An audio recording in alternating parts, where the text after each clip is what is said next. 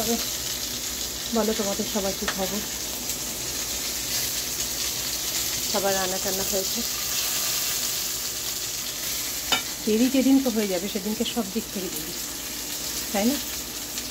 তো কী আর করবো, আজকে অনেকটাই দেরি হয়ে গেছে। সকালে ছেলে এসে 4টার সময় ঘরে এসে এসি চালিয়েছে, চারিদিকে সব বন্ধ করে দিয়েছে, জানলা দরজা আরও দেখতে পাইনি। হঠাৎ তখন একবার ঘুম ভেঙে গেছে, তারপর উঠে আবার এসে শুয়েছি, শুয়ে হঠাৎ ঘুম ভেঙে গেছে, তখন দেখি 8:05, বোঝো। তো এবার বলো দেরি হবে না তো কী হবে?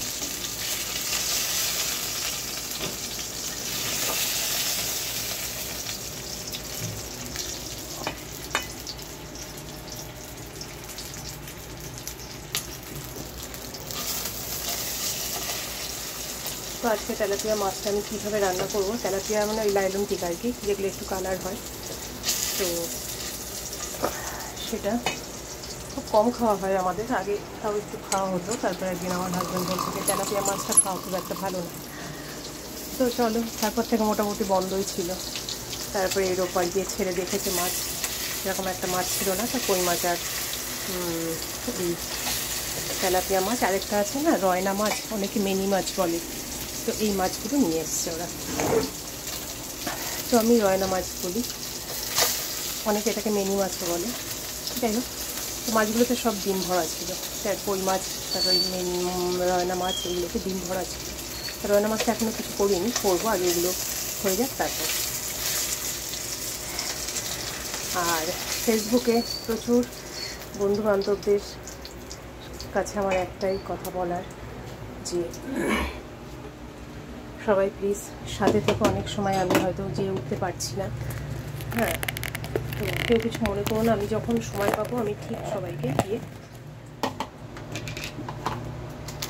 কমেন্ট করে আসবো, হ্যাঁ।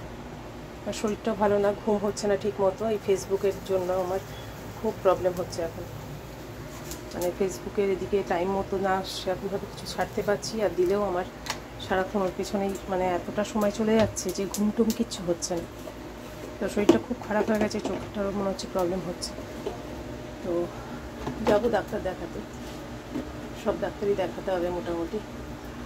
যাই হোক, তো কেউ কিছু মনে করো না যে আমি আসছি না বা কিছু, আমি ঠিক যাবো সবার কাছে, হ্যাঁ।